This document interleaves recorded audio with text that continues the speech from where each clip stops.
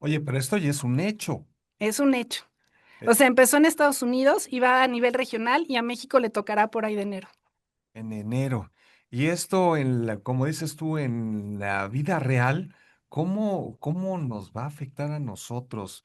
Yo soy padre de dos pequeños adolescentes Y te y sienta el que debate, ¿no? De decir de aquí a noviembre, diciembre, ¿les doy o no les doy autorización para abrir una cuenta? ¿Y qué pasos les daría o no? ¿O qué reglas les daría o no? Porque el que exista no quiere decir que yo me meta. O sea, también tengo que ver el grado de madurez de los niños, sus necesidades, si están preparados o no, para qué lo quieren utilizar, si ellos quieren subir contenido. O sea, también muchas veces criminalizamos a las redes sociales, pero no tendríamos una Greta, no tendríamos una Malala si no fueran las redes sociales y ellas eran adolescentes utilizándolas. Y también muchas veces criticamos esta apatía de los jóvenes de que no ingresan pues a temas de medio ambiente o que no sean políticos y que no se involucran en temas de su comunidad porque no creamos estos lazos. Entonces creo que ahí es un debate muy interesante entre las familias de decir, oye, sí quiero que mi hijo adolescente tenga Instagram, la plataforma va creciendo contigo. Entonces tú le dices, tengo 13 años, entonces cuando pasan 2, 3 años el contenido se va abriendo o yo lo puedo seguir restringiendo. Lo más restrictivo que llega a la plataforma es saber contenido como si tuvieras 9 años de edad. eso sería lo malo, ¿no? Imagínate nada más. Claro, entonces sí se le puede sacar un buen jugo a las redes sociales. El ejemplo de Greta y el ejemplo de Malala hablan por sí solos, pero otra cosa son los juegos, ¿no? Son los juegos que hace unos cuantos meses la fiscalía habían detenido algunos, bueno, más bien habían rescatado a algunos jóvenes que eran reclutados por el crimen organizado a través de juegos violentos, ¿no? Sí. Juegos como el Call of Duty, bueno, Fortnite ya no existe para dispositivos móviles, pero en su momento existe, pero hay un sinfín de estos. Entonces, ¿cómo podemos definir que un juego es violento y quién lo clasifica? Mira, la clasificación es a nivel global y entonces lo mismo sucede con las películas. O sea, muchas veces decimos, oye, esto sí es A o esto no debería de ser A o está clasificado como B, pero está muy exagerado y yo lo podría dejar para mis hijos, ¿no? Es una discusión que existe, pero también los padres cuando nosotros dejamos o no que adquieran a través de estas compras de videojuegos, tendríamos que estar pendientes de la clasificación y de los intereses de nuestros hijos. Si el menor de edad se va a meter solamente al videojuego porque los demás lo juegan, pues también ahí te está diciendo que no es necesariamente lo mejor. O sea, es nada más el boom o la popularidad de ciertos videojuegos. Otro es el tipo de contenidos y qué tan agresivos pueden ser o no. El tema aquí es que efectivamente hay una serie de prácticas o conductas que pueden reclutar a los menores para temas de crimen organizado, para trata de personas, pero también es cierto que buscan a estas personas que están solas. O sea, son los niños generalmente de ciertos extractos sociales que por desgracia sus padres están trabajando, que ellos se quedan solos en sus casas o que no tienen una persona a cargo que pudiera supervisar el contenido y que entonces se van involucrando cada vez más. Entonces creo que ahí también son muy suspicaces en el sentido de saber, incluso por temas de geolocalización, quiénes pueden ser sus víctimas o no. O sea, qué tan fácil es que el niño salga y compre algo en la tienda de la esquina solo y qué tan fácil o no va a ser captarlo a través de este tipo de videojuegos. ¿Qué tan susceptible puede ser el niño, no? En el sentido de decirle a través de chantaje. Oye, ¿sabes que ya sé todo de tu familia porque tú ya me contaste a través del videojuego ciertos datos personales? Y eso es muy fácil, a veces ni nos damos cuenta. O sea, el niño dice, quiero subir de nivel, empiezan a hablar con ellos como si fueran de su edad, les empiezan a dar tips para subir de nivel, para tener personaje, para hacer compras, y a partir de ahí se ganan su confianza. Y el menor le dice a lo mejor que tiene un hermano mayor o que le va a tal equipo o que va en tal escuela, y a partir de ahí, pues van sacando ciertos perfiles para poder reclutarlos. Entonces creo que ahí es en donde tenemos que ver que las redes sociales ocupan espacios que nosotros como sociedad les vamos dando. Si yo tengo malos hábitos de sueño, pues obviamente eso se va a trasladar en que yo voy a estar pendiente de la pantalla porque digo, estoy insomne, entonces desquito la suscripción de Netflix o desquito la suscripción de mis redes sociales. O sea, al final no podemos decirle a los niños, no te estés volcando en las redes sociales cuando ven que los papás estamos también volcados en redes sociales. Hemos visto seguramente muchísimas veces en los restaurantes que los papás están a veces platicando, ¿no? Que están pegados al celular y que los niños cada uno tiene su tablet. sea, te habla mucho acerca de esta alfabetización digital o esta nula alfabetización digital y también cómo nosotros como figuras de crianza les vamos diciendo que la tecnología siempre va a estar para ellos. Yo estoy ocupadísima y entonces digo, ¿sabes qué? Niñera digital, quédate ahí un momentito. Y lo que le estoy dando como mensaje que es muy fuerte es, la tecnología no se cansa, siempre va a estar para ti, pero yo sí me puedo cansar. Yo sí vengo, o sea, atareadísimo y no me puedes platicar nada, pero pues ponte a chatear con tus amigas. O sea, al final nosotros les vamos dando estos vacíos que van ocupando y lo que nosotros tenemos que preocuparnos no es tanto de prohibir o no, sino saber cómo utilizarlo a nuestro favor como una herramienta y no como un sustituto. Y este impuesto, lo mismo, los impuestos a los refrescos, eso no inhibe que Nada. la gente aumente de peso, porque sigues pagando más por el refresco. Ujú, Igual aquí, no hay ningún estudio así muy concreto, científico, nada. que diga que quien está viendo un juego de video violento se vuelve violento per se, ¿no? Exacto, o sea, lo que nos dicen a nosotros es obviamente que el entorno, pues cuenta mucho. Entonces es el videojuego violento más el acceso a armas en Estados Unidos. O sea, es una Claro. combinación peligrosísima. No podría ir uno sin el otro. Sucedió muchísimo, no sé si ustedes recuerdan, con la guerra en Afganistán, que preparaban a los soldados norteamericanos y les enseñaban a disparar como si fueran videojuegos. Pero en realidad, o sea, eso no quiere decir que el que a mí me entrenen como si fuera un videojuego, quiere decir que yo crea que es un videojuego. O sea, ahí hay una brecha importante de criterio que le faltaba al soldado o que justificaba, entre comillas, al soldado. Aquí lo que estamos viendo es que es un impuesto que no va acompañado de una política realmente de alfabetización. Es meramente recaudatorio. Lo único que va a hacer es que vamos a tener videojuegos más caros. Que además eso va a inhibir, obviamente, pues el desarrollo de plataformas que sean nuevas. O sea, una de las ventajas de los videojuegos, y México tiene un gran potencial para gamers y un gran potencial de desarrolladores y programadores que se va a ver afectado por este impuesto y que nadie volteó a ver a ellos. Hay todo un movimiento acerca de si podrían ser incluso participantes en Juegos Olímpicos o torneos internacionales los gamers, porque implica Sí. destreza, porque implica una serie de condiciones de concentración, de avance, de trabajo en equipo que otros deportes no te dan. Entonces, muchas veces el legislador lo que ve es la inmediatez. El decir es un fin metafiscal, es decir, es algo bueno, es algo propositivo, vamos en contra de la violencia, pero en realidad está regulando un mercado que desconoce totalmente. Así es, pues sí, ese es un tema muy, muy peleagudo, porque sí, nada impide que un niño juegue un juego de video y que aumente la piratería, por ejemplo. Claro. Si vas a pagar un impuesto en una tienda, pues te vas a la piratería y la piratería va a aumentar, en fin, esto por donde se vea, no funciona así. Exacto, y además no conocen el mercado, o sea, mientes con Claro. una IP, o sea, lo único que va a hacer es que no vamos a tener control sobre los mismos. Exacto. Fabio Castellanos, que está en línea, también está aquí muy inquieto levantando la mano porque te quiere preguntar. Aquí está Fabio. Adelante, Fabio. Fabio, yo creo Eh, que nos debe preguntar a partir de qué edad se tiene la cuenta de adolescentes, porque él no sabe si entra ahí o no. justo, Laura, te iba a preguntar cómo va a ser esto, como si va a ser como demasiado forzoso como llegar a esa edad, ¿no? Porque recuerdo que antes cuando alguien quería abrir una cuenta de Facebook era de que te aumentabas la edad, ¿no? Y al Ujú. final de cuentas la aplicación o donde creas tu cuenta no puede comprobar a ciencia cierta o de manera muy comprobable si tienes esa edad. Entonces, pues va a ser como otra cuestión donde pues va a estar un poco como en un área gris, más o menos, ¿no?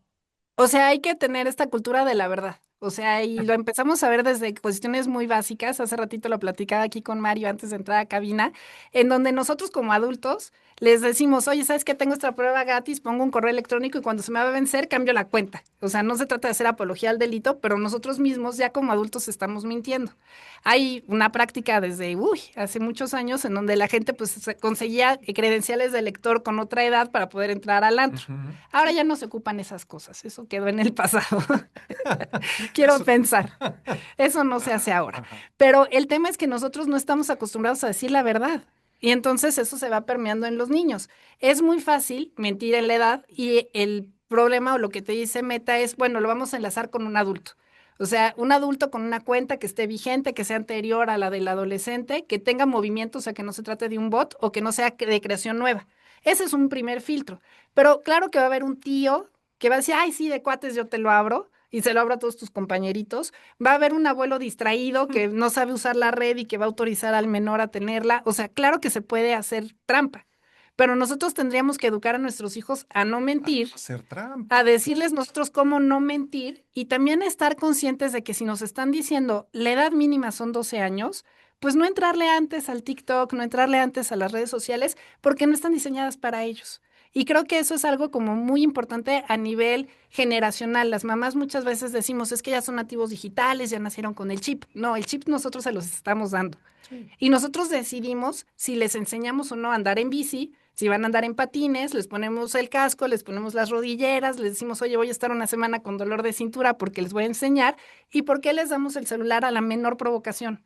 Y no les decimos, esto sí lo puedes ver, esta plataforma sí es para ti, y cuáles no son para ti. Entonces creo que ahí es en donde también nosotros tendríamos que alfabetizarnos y tomarle un poquito la palabra a Meta en el sentido de que somos corresponsables. Es muy fácil decir las plataformas actúan mal, pero nosotros no decir desde casa qué es lo que estamos haciendo o dejando de hacer para que los menores tengan acceso a estos contenidos. Claro, esto que dices es muy cierto, Fabio, y yo creo que tú también estás de acuerdo en que por sí sola la plataforma sí tiene sus filtros, pero tú como adulto responsable no debes de estar mintiendo, tampoco los jóvenes enseñarles a que no deben de mentir, porque pues también le estás haciendo trampa y de qué sirve todo esto, ¿no? Claro. Es todo un tema. Quiero preguntarte, Laura, y te lo dije antes de ir a corte. Hoy en día todo el mundo tiene Instagram. ¿A qué se debe este auge? ¿Qué tan peligroso, qué tan bueno es? ¿O se puso de moda? ¿O por qué? ¿Por qué brincó de repente Instagram?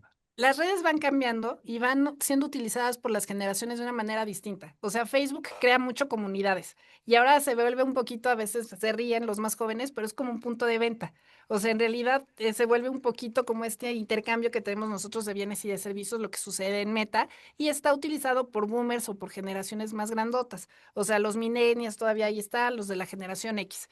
¿Qué vemos con Instagram? Que es una red pensada para jóvenes y que sobre todo tiene un lenguaje diferente porque tenemos muchos videos. No sé si te suena este término, pero ahora fue la palabra del año, que miren que estamos en noviembre y ya estamos hablando de la palabra del año, que es el 6-7 o el 6-7. Sí. No sé si te suena, Vicky, ya oímos No, tardecitas. Fabio, ¿Tú te bien, sientes seguro. fuera de lugar porque dices, no sé de qué me está hablando con 6-7? Sí, Pues yo, la verdad, no, ¿eh? pues tengo entendido que es por una canción que dice Ajá. como 6-7, o algo así, o sea, 6-7, 6-7 en inglés. Y pues la verdad es un tren muy de Estados Unidos. Yo la verdad al principio no lo entendía hasta que justamente en TikTok, pues, porque TikTok ahora también sirve como un motor de búsqueda, Ajá. pues ahí lo investigué, pero también yo como consumidor de NFL, los jugadores haciendo el festejo con el gesto del Ajá. 6-7, que es como levantan así las manos, pero sí, eso es lo que tengo entendido. Es un lenguaje Es diferente. un O lenguaje. sea, 6-7 lo que significa, se hizo famoso por una coreografía de un basquetbolista, y entonces a partir de ahí la gente dice más o menos. O sea, un 6-7 es algo como más o menos. Pero Más también, o menos. pero si quieres medio mediocre, ¿no? O sea, es un dos Dos, tres tres. de Dos, nosotros. tres. El Pero, 3, claro. pero más allá del 2-3, que si ahorita dices 2-3 se ríen todos y así como, ¿cuántos años tienes? Ve por tu INSEN. O sea, más allá de eso, o sea, el tema es que si tú quieres aislar a alguien, dices 6-7. O sea, sobre todo alguien que es de otra generación. Entonces, de pronto el lenguaje va cambiando. La pandemia nos enseñó a tener videos, a tener, pues, contenidos mucho más visuales, memes que ahora son, en realidad, pues, sketches de comedias. Y entonces, al final, lo que estás viendo es que lo que está de moda es algo que muchas veces te aísla, ¿no? Sí. Y está padre tener un lenguaje en común entre distintas generaciones. Cuando un político, cuando alguno de nuestra generación empieza a utilizar 6-7, se va a acabar el 6-7 y vamos a buscar otro Otra término. cosa, otro Exacto, término, ¿no? es otro término. Pero cuando tú me preguntas qué tanto se utiliza Instagram, es una de las redes que más se utilizan. Muchas veces hablamos de TikTok y dicen, oye, ¿qué pasa con TikTok? Si tú ves, en realidad la penetración de TikTok es muy puntual sobre gente menor de 30 años y es la primera red realmente global. O sea que China no acepta a las plataformas de Meta o las plataformas de X, pero nosotros sí admitimos lo que sería esta plataforma. Entonces, en realidad es la única global, pero a nivel de números y de usuarios, te puedo decir que 8 de cada 10 mexicanos tienen 2 o 3 cuentas vinculadas con Meta. O sea, ya sea que tengas el WhatsApp, ya sea que tengas Insta, ya sea que tengas Facebook, alguno de Messenger. Entonces, en realidad, el universo Meta es muy importante. Eso crea, obviamente, responsabilidad por parte de la plataforma y también te habla mucho de los usos que nosotros tenemos.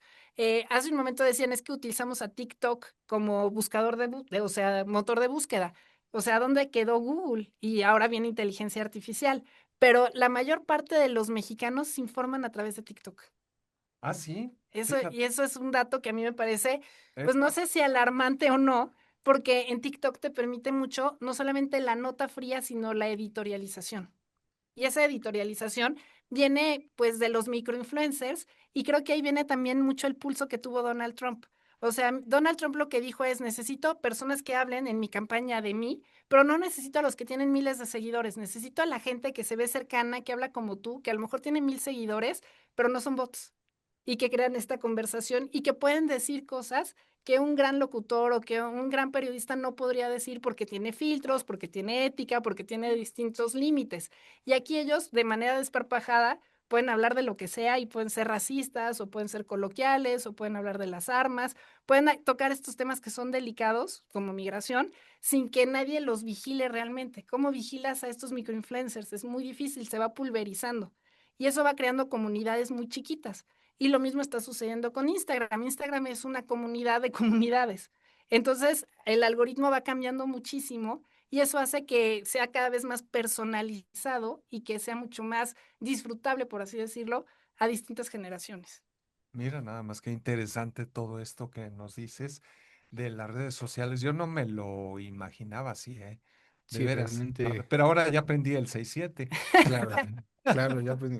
Y pues también algo que estuvimos viendo en nuestras clases de este semestre, tanto yo como mi compañero Emiliano Galicia ahí en la operación, es que pues es la web 2.0 que son las redes sociales, y la web 3.0 que ya es la inteligencia artificial. Lo preocupante es que justamente en estos motores de búsqueda, que obviamente a los chavos de hoy en día la cultura snack, ¿no? Que les encanta la inmediatez. Sin embargo, pues se corre el riesgo de que no sea información veraz y que simplemente sea creación de contenido para generar views, ¿no? Y por otro lado, la inteligencia artificial que todavía está en desarrollo, ¿no? Y la inteligencia artificial ahora es el propio Gemini el que te da la respuesta al momento de buscar algo En en Google. Google. Y pues sí se corre el riesgo también de que pues arma su propio agenda setting, por así decirse, ¿no? De que da la respuesta que más le conviene a Google, ¿no? Se corre ese riesgo. Y se corre el riesgo todavía de tener una sociedad más aislada.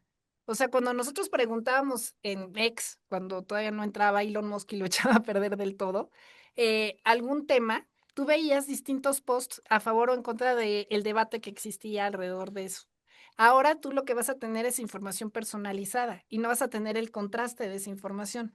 Justo la semana pasada Elon Musk sacaba este anuncio en donde vamos a tener una Grokipedia, es decir, a través de inteligencia artificial de X, que es Grok, va a tener la competencia de Wikipedia.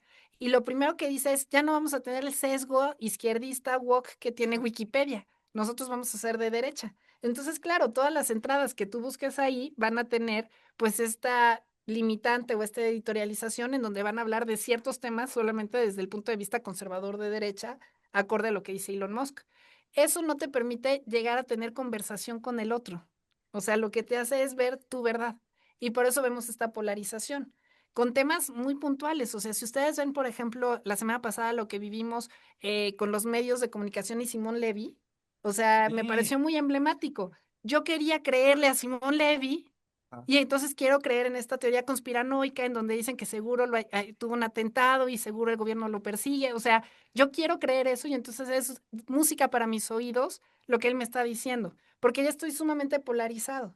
Y al revés, oye, no, yo estoy a favor del gobierno y seguramente él está mintiendo y entonces el gobierno tiene la razón y empieza nuevamente esta discusión en donde no hay una conversación, no hay un diálogo. En principio, la sociedad de la información buscaba tener esta comunicación y ahora tenemos una sociedad de la confusión. O sea, no sabemos a quién creerle.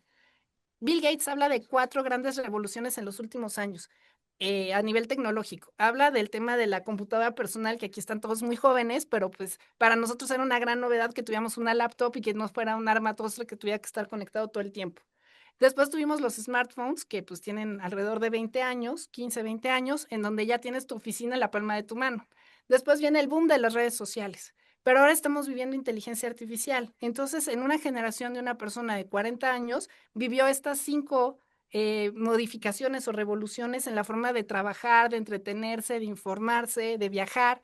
Y creo que no todos estábamos preparados para todos estos cambios de manera tan rápida. Sí, rapidísimo, de veras. Sí. Y La sí, manera en que nos ha cambiado la vida, sí, tremendo. Fabio, ¿tienes más preguntas? Y un tema interesante es que, pues, ni modo de no usarlos, ¿no? Porque, por ejemplo, ahora el tema de la inteligencia artificial en el ámbito creativo es un punto de debate constante, porque, pues, por ejemplo, ayer vi que Coca-Cola dijo que a partir de ahora su comercial de Navidad iba a estar generado por inteligencia artificial, porque básicamente ellos consideran que si no lo hacen de esa manera, se quedan fuera del juego. Y en esta onda, pues, creo que siempre lo que podemos ver es que a lo mejor la reacción de la gente es un poco tardía, ¿no? Porque pues la inteligencia artificial evidentemente se había teorizado y se había visto, ¿no? Precisamente en el cine, pero ahora que ya estamos en esa edad, a lo mejor lo que está pasando es que nos estamos tardando, uno, en aceptarlo, saber que ya así funciona el mundo, y en el ámbito creativo, pues lo importante es como regularlo, ¿no? Que yo creo que es un tema que pues va a ir cambiando, ¿no? Porque pues si la inteligencia artificial es algo muy nuevo y va avanzando de una semana a otra, pues la regulación, creo que lo hablamos contigo la vez pasada que estuviste aquí, Laura, pues es algo que también tiene que estar como muy bien definido, muy bien estipulado. Ahora sí que no tiene que dejarse pasar las letras chiquitas para ya entender cómo se va a estar regulando y usando, ¿no? Sobre todo en el ámbito creativo. Y en el ámbito creativo, aquí hablando de Fabio y de la película de Frankenstein, Guillermo del Toro justo acaba de asegurar que no debe de utilizarse inteligencia artificial en este tipo de películas y que todo tiene que ser mucho más artesanal y mucho más orgánico. Entonces tenemos los dos debates, nuevamente la polarización acerca de estos ermitaños digitales Mm, o no. sí. De estas personas en el ámbito educativo que dicen no pueden utilizar inteligencia artificial para mi clase o los que dicen, oye, sabes que la tienen que utilizar porque si no quedan desfasados. Entonces, no podemos dejarlo todo a la inteligencia artificial. Me ha tocado oír esta aseveración, sobre todo en gente joven que dice, si lo puede hacer la máquina, ¿para qué lo hago yo?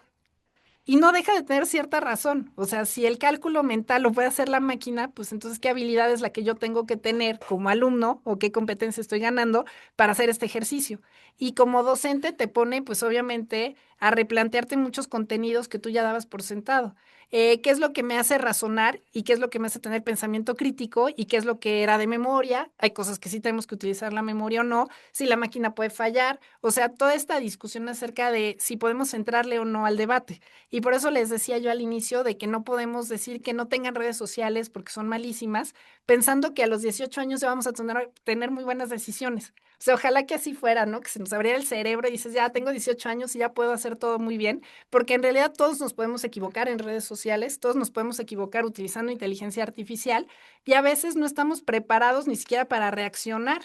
Entonces creo que hacia allá tendría que ser el debate, no tanto hacia prohibir o permitir, sino más bien darle causa en qué momentos sí, en qué momentos no se pueden utilizar las redes sociales y en qué momentos sí debo de recurrir a inteligencia artificial y en qué momento digo, esto lo tengo que hacer de manera mucho más artesanal u orgánica, como dice Guillermo del Toro. Que hay muchas diferencias. Hablando de cine, hay mucha diferencia cuando la inteligencia artificial lo hace a cuando lo haces, pues, cuadro por cuadro, con tu cámara, pues hay De, una gran diferencia. de hecho, Guillermo del Toro había dicho hace poco que él se rehusaba, o sea, se negaba para utilizar la inteligencia artificial. No, pues también es un pensamiento chance un poco ambiguo, ¿no? El no querer usar inteligencia artificial por mero orgullo, pero pues también era lo que decía Guillermo del Toro, ¿no? Como Que no. dice Laura, hay que saberlo aprovechar. Y Que también, sí. sí, y bueno, si te va a ayudar pues no sé, a aligerar una tarea para que tengas un mejor resultado, oye, pues qué bueno, ¿no? Y Ya no aparte, tienes que ir a la biblioteca, ¿no? Ya no respeto. tienes que ir a buscar de libro en libro, sino aprietas un botón y dices, necesito información de esto y te lo da. ¿Qué tan exacto es también? ¿Quién está alimentando esa inteligencia artificial? ¿Con qué tendencia? hemos hablado de derecha, de izquierda, también hay sesgos ahí. Entonces es un tema que nunca vamos a acabar, cuando menos en los próximos años, nunca vamos a acabar de debatir. Y te decía yo que depende de quién lo diga. Guillermo del Toro se puede dar ese lujo, Claro, porque la gente va a invertir en sus producciones. claro, Pero una claro. persona que está iniciando y que dice, oye, yo no puedo pagar una locación tan cara, o no puedo pagar tantos dobles, o no puedo pagar determinados sets, entonces creo que ahí ayudaría muchísimo inteligencia artificial. El debate es, oye, pero si no solamente es escenografía, utilería o vestuario, y si estoy sustituyendo personas por cosas. O sea, ahí tendríamos que ver también hasta qué punto deja de ser creativo o no. Y creo que ese es el gran paradigma que vamos a vivir. O sea, si podemos mezclar innovación, sobre todo a la gente más joven que a lo mejor quiere levantar un proyecto y que le cuesta mucho más dinero, a un Guillermo del Toro que dice, no, yo sí lo hago artesanal, aunque me tarde 2 años en filmar la película. O no me importa gastar el presupuesto en determinados lugares o en determinados actores Claro. porque tengo el potencial frente a la gente que dice, oye, ¿sabes qué? Yo antes no podría haber filmado un documental o haber filmado alguna película y ahora sí lo puedo hacer gracias a la tecnología que es accesible para todos. Sí. O sea, con un celular. Celular. Y nuevamente discutir acerca de qué es el arte, ¿no? O sea, qué tanto dependo o no. Y si voy a ver siempre a inteligencia artificial como un reemplazo o si lo voy a ver como una herramienta.